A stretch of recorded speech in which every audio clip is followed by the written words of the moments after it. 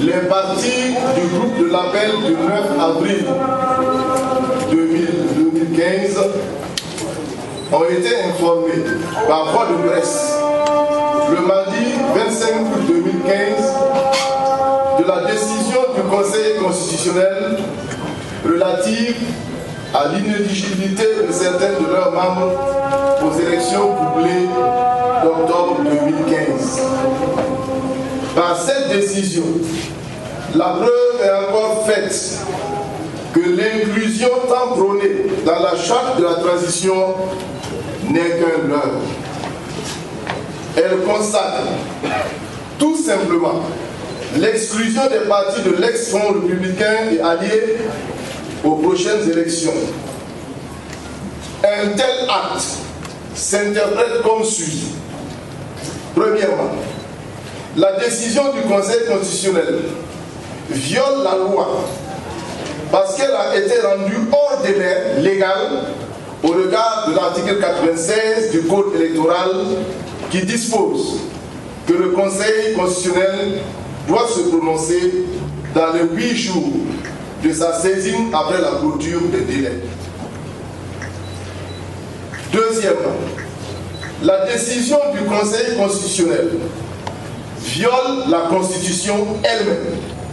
En son article 95, qui stipule que le député ne peut être poursuivi, arrêté, jugé pour les opinions émises dans l'exercice ou à l'occasion de l'exercice de ses fonctions.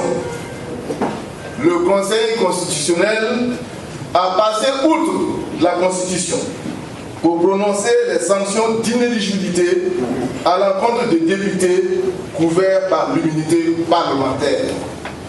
Troisièmement, la décision du Conseil constitutionnel est un défi au droit et à la Cour de justice de la CEDEAO qui a ordonné à l'État burkinabé de lever tous les obstacles à la pleine participation des citoyens aux élections à venir. 4. La décision du Conseil constitutionnel est un parjure du chef de l'État qui a déclaré que le Burkina Faso se pliera aux injonctions de la Cour de justice de la CEDEAO. 5. La décision du Conseil constitutionnel est une remise en cause, un reniement du droit du citoyen au choix de ses gouvernants conformément à la Constitution.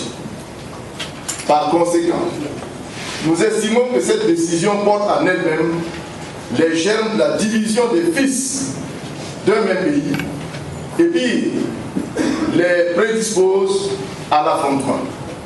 C'est pourquoi nous tenons pour responsables le Conseil constitutionnel et les autorités de la transition de toute situation qui pourrait en résulter. En effet, la responsabilité de Sy Shérif et de son institution de CNT, la responsabilité du président Kafando, président de la transition, la responsabilité de Kangou Kassoum, président du Conseil constitutionnel, sont pleines et entières devant l'histoire et devant le peuple. Le Conseil constitutionnel vient de se décrédibiliser aux yeux de l'opinion nationale et internationale. Il a ainsi fait la preuve qu'il est une justice aux ordres de ceux qui, tapis dans l'ombre, ont porté un coup de poignard à l'avancée de notre démocratie les 30 et 31 octobre 2015.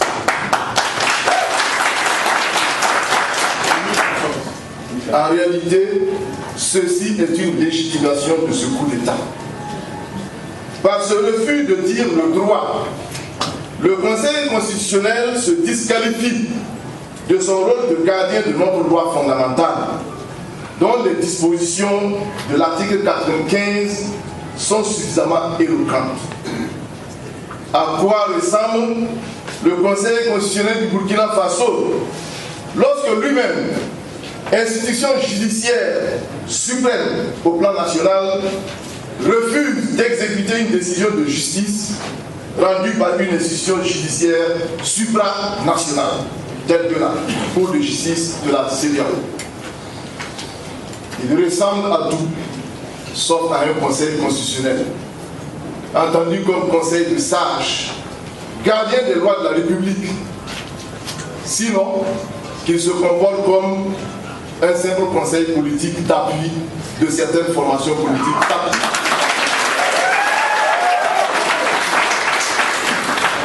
Peuple du Burkina Faso, le Conseil constitutionnel à travers Kambou Kassoum et compagnie ont dit non à la décision de la Cour de justice de la CEDEAO.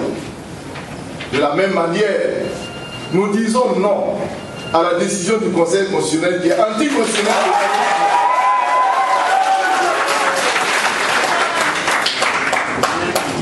Si nos membres exclus des élections ne sont pas réintégrés dans le processus électoral, nous n'allons à aucune élection.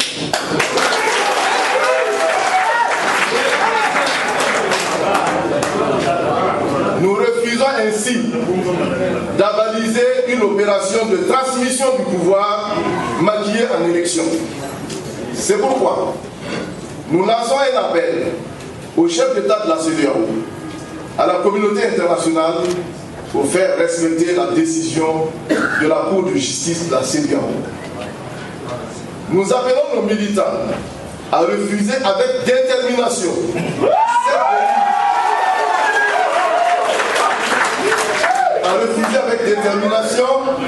cette dérive très grave faite à notre démocratie. Nous appelons nos militants, de même que tous les défenseurs de la démocratie, sur toute l'étendue du territoire, à entreprendre toute action entrant dans le sens de la désobéissance civile.